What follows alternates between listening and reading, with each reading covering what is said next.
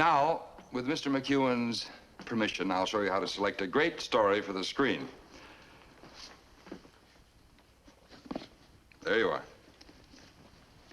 Excellent choice. Speaking as an actor, when you find another one like it, let me be the first to know. That's what all good actors say. Find me a great story. But in writing, as in the other creative arts, there's no pat formula for success. We have 50 writers here at Warner Brothers, some of them working on stories that won't be filmed for 2 or 3 years. But you know where we find many of our best originals. In the newspapers. Real life. Here's the inspiration of the picture we saw last night. Wait a minute, Walter. Rebel Without a Cause isn't about slum kids. No, but Slum Kids started the thinking.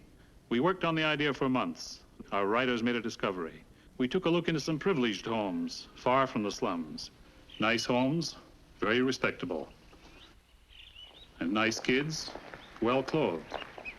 No slum kids here, but beneath the surface, Trouble. Plenty of it. Ladies and gentlemen, you are now watching a scene from Rebel Without a Cause. This is a drag race, otherwise known as a chicken run. It has nothing to do with chickens or with racing. It has to do with kids, nice kids. Shortly, you will see two of them drive 2 cars toward the edge of a high cliff. Object, to stay with the car longer than the other fellow, but not too long.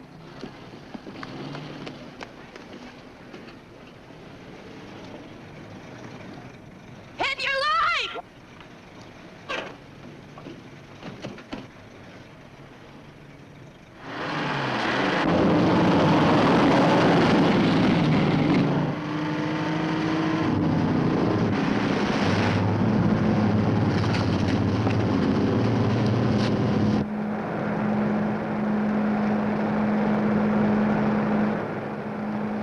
The question is, what makes kids from nice homes do things like this? What are they looking for? What drives them?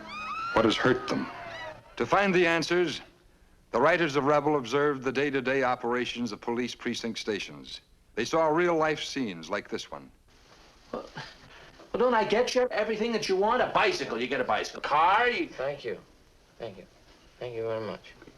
You hear all this talk about not loving your kids enough. We give you love and affection, don't we? Then what is it? I can't even touch you anymore, but you pull away. I want to understand you. You're tearing me apart! So the creators of the story discovered their subject had as much to do with parents as it did with children. With a father like this one, confused, ineffective, a tragic figure, bewildered by the responsibility of parenthood. By now, you're probably asking yourself why a tragic figure like this is being portrayed by a comedian, and one of the best in the business. An actor you've seen on television as Joan Davis's husband, and whom you've heard in your theaters as the voice of the cartoon character, Mr. Magoo. Why is a comedian playing a serious role? Well, in Rebel Without a Cause, the casting was as provocative as the script. And here's a witness to that fact is my very good friend, Jim Backus. Hiya, Gig. How are you, Jim? How do you do, ladies and gentlemen? That's Jim behind the foliage. What's it for? Oh, that. Well, I'm glad you asked. You see, ever since I played that serious part in Rebel Without a Cause, I'm more or less snarling my way to a new career. I use the term loosely, but for the first time in my life, Gig, I play a heavy in a psychological Western. It's a wonderful part. I shoot 3 guys in the back, I kick a little dog. Old lady, 90 years, foreclose a mortgage on Christmas Eve. Delightful comedy part, you know? I can see that. That's kind of a switch for you, isn't it? Well, serious drama? No, actually it isn't, Gig. You see, when I was in Cleveland as a kid, I grew up there, I always wanted to be an actor. My family wanted me to be an engineer, but I was under the delusion that actors made a lot of money, they slept late, and were surrounded with beautiful girls. Boy, was I wrong. But anyhow, I decided to become an actor at quite an early age. You were a top-flight radio announcer, Jim. Was that in Cleveland? Yes, it was in Cleveland. I stayed there, and I saved some money, and I went back to New York again to try my luck at the theater. I didn't play comedy, actually, until I discovered a character that I created called Hubert Updike III, the richest man in the world. In fact, all his ancestors came over here on the Mayflower. Well, I mean, a lot of people have ancestors who came on the Mayflower. On the Shakedown Cruise? You remember that character, isn't that fun? I certainly do. But seriously, Jim, it takes quite an actor to switch from comedy to drama.